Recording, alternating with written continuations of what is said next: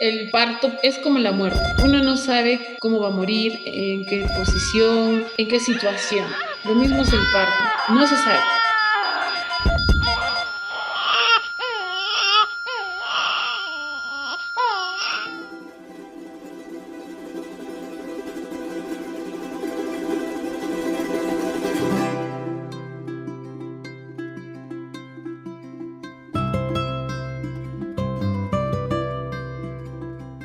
En el Perú estamos desde la medicina occidental muy subeditados a lo que es la medicina occidental en Estados Unidos. Es decir, en Europa es un poco diferente a lo que es en Estados Unidos. En Estados Unidos son muy intervencionistas hacia la medicina occidental. Es decir, ante cualquier cosita es una cesárea, ante cualquier cosa es una cirugía X o Z. En otros campos no la obstetricia, sino en otras especialidades de la medicina. Entonces, esto es un tema, son muy intervencionistas los médicos, ¿no? Entonces, durante el parto, que el parto per se no es algo que tenemos que intervenir, sino un parto natural, es como la naturaleza lo manda, ¿no? Entonces, antiguamente los partos pues los acompañaba una partera o la acompañaba la madre, la tía, y generalmente era muchas veces un evento familiar, además femenino, ¿no? Donde el esposo sí participaba porque claro, como marido y como padre de la criatura tenía que estar presente y apoyar a su esposa, ¿no? Pero en principio no había pues intervencionismo, ¿no? Por ahí le daban obviamente de comer cosas especiales que pueden ayudar para el parto, o le daban hierbitas que pueden ayudar en el parto, y obviamente le dejaban libertad de movimiento, y la mujer, todo el mundo la respetaba, por eso también hablamos del parto respetado, y el parto humanizado también lo llamamos un parto respetado, ¿no? En el caso de las dulas que han aprendido de la parte tradicional, ¿no? Porque hay dulas de todas las formas. Y la partera es la que hace pues todo lo demás. Ella es la que va a recibir al bebé, si hay alguna complicación, si el bebé está en mala posición, ella es la que va a girar, lo va a poner en buena posición. Si hay alguna complicación tipo hemorragia, ella va a resolver. Si el bebé viene con alguna situación para reanimarlo, ella va a tener que reanimar. Yo soy obstetra de profesión, pero veía de que alrededor del entorno, a mí me gustó la obstetricia por fortalecer el nacimiento, pero que sea más respetado, más un contacto que sea vinculado, mucho más vínculo entre madre y niño. Es allí que llego al ser dula es desaprender de las cosas de la obstetricia, porque deja de medicalizar el parto para hacerlo un poco más respetado y más consciente. La obstetricia yo podría decirle que es un poco más pensativa, más racional, se ciña protocolos y muchas veces evita complicaciones y tiene que actuar en el momento sin muchas veces pedirle permiso a la mujer. La obstetricia no solamente es atención de parto, también ven la parte de la investigación, la parte de la docencia. Entonces, para que nazca un bebé se necesitan las fuerzas expulsivas de una técnica de pujo que la mamá tiene que colaborar con nosotros. Sería muy bonito poder ingresar toda la mano y poder sacarlo, ¿no? Sin menor esfuerzo de la mamá, pero no se puede. Entonces, para eso, la mamá hacemos un binomio, mamá y obstetra, para poder tener un parto feliz, sin complicaciones para la mamá ni para el bebé. Entonces es importante que nosotros, en el momento del parto, generemos eso en la paciente, que tiene que ser responsable, igual que nosotros. Y entre las dos vamos a poder tener un bebé sin complicaciones, un bebé sano, que es lo que toda mamá espera. Claro, yo no voy a decir que en los hospitales todos los profesionales que trabajan ahí son malas personas, de ninguna manera, ¿no? Pero en los hospitales todo es rápido, es difícil tener paciencia, pero eso no significa que todos los profesionales son inhumanos, etcétera, ¿no? Cada persona se da la humanidad, ¿no? Es como una ética profesional, que cada profesional tiene que desarrollar su ética, y no solamente obviamente a nivel de medicina o atención justo en la obstetricia de un parto, ¿no? Sino pues aquí ustedes mismos que son profesionales de la comunicación, pues también hay ética, ¿no? Y hay profesionales más éticos y profesionales menos éticos, pues, ¿no?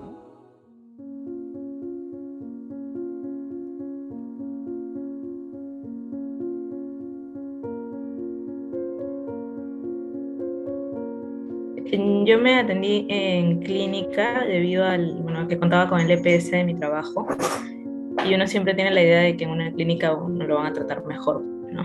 Entonces, por cercanía al trabajo, a la casa, en la clínica Centenario peruano-japonesa.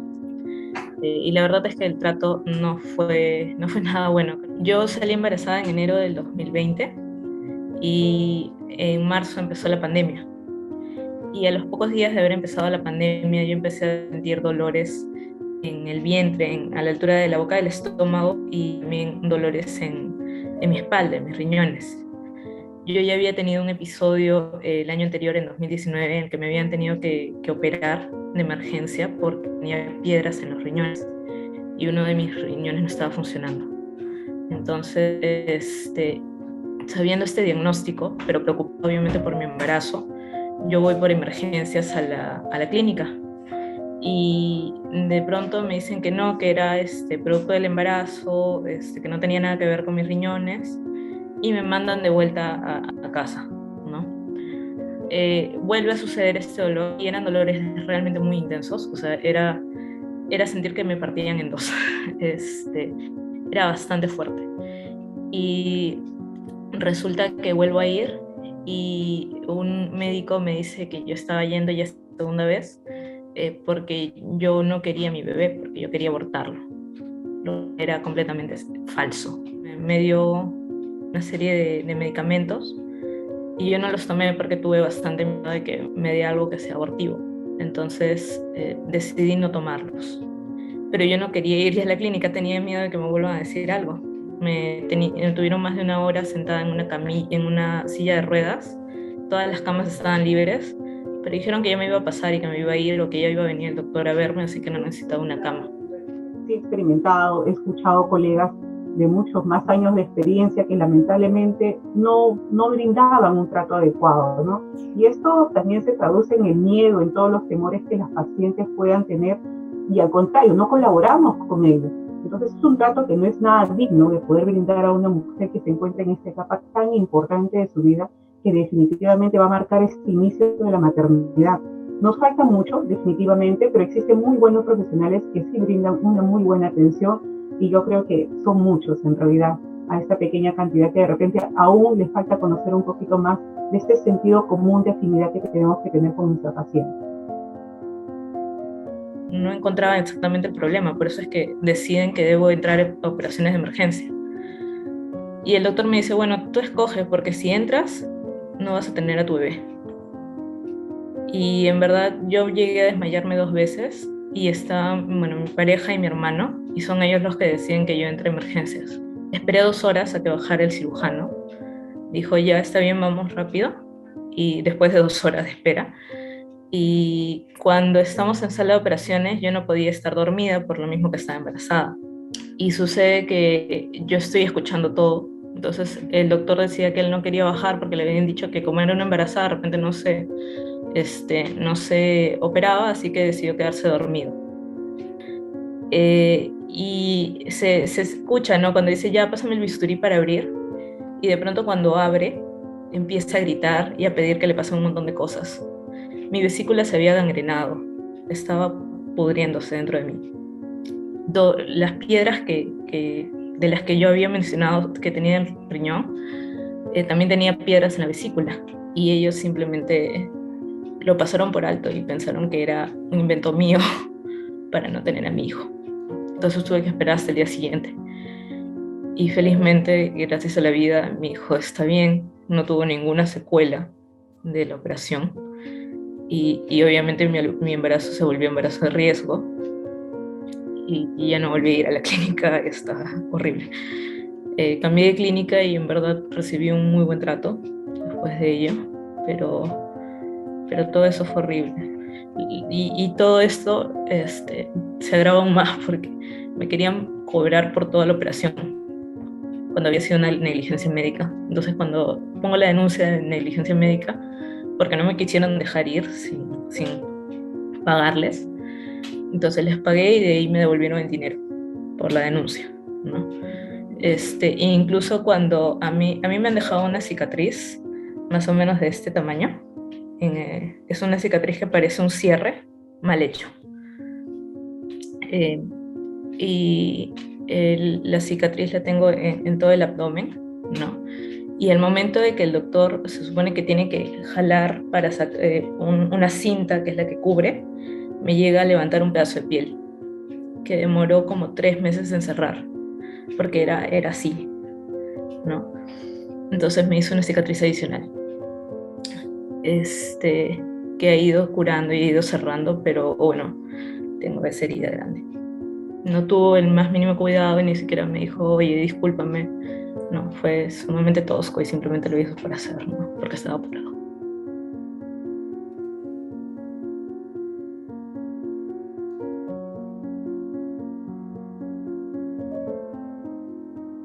Aparte, digamos, en mi desesperación, o sea, hubo maltrato psicológico de no saber tratar emocionalmente con la persona, digamos, o sea, como que es distinto a cuando vos vas a tener un bebé que cuando perdés un bebé, digamos, o sea, el trato es totalmente diferente.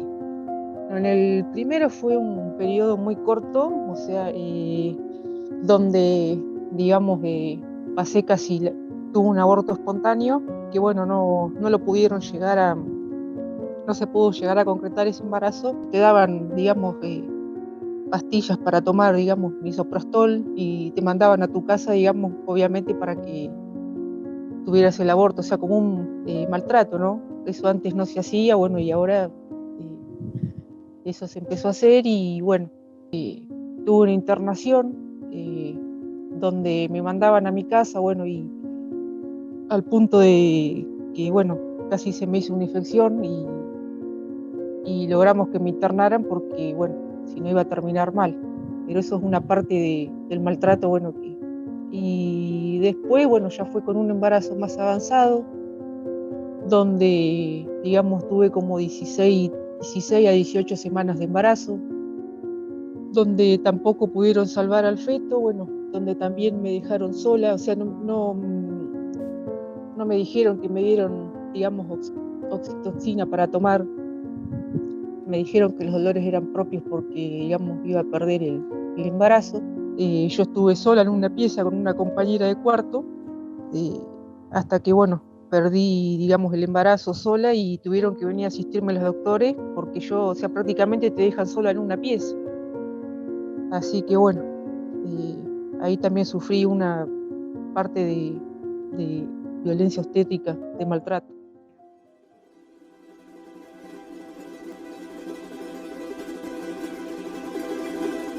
Tenemos un hospital es para los enfermos, pero una mujer que está embarazada no está enferma, y una mujer en parto tampoco está enferma, y el bebé que nace tampoco no nace enfermo. Obviamente una mujer embarazada se puede enfermar por un problema XZ, o una mujer en parto o un bebé que nace puede necesitar un especialista o puede necesitar un hospital, pero lastimosamente hoy en día se sobrevalora, se cree, no solamente los médicos lo creen, sino muchas mujeres, hombres creen de que en el hospital están más seguros, lo cual simplemente no es cierto, porque a nivel de hospital, justo por esta tecnificación y deshumanización, la mujer ha perdido su poder de parir.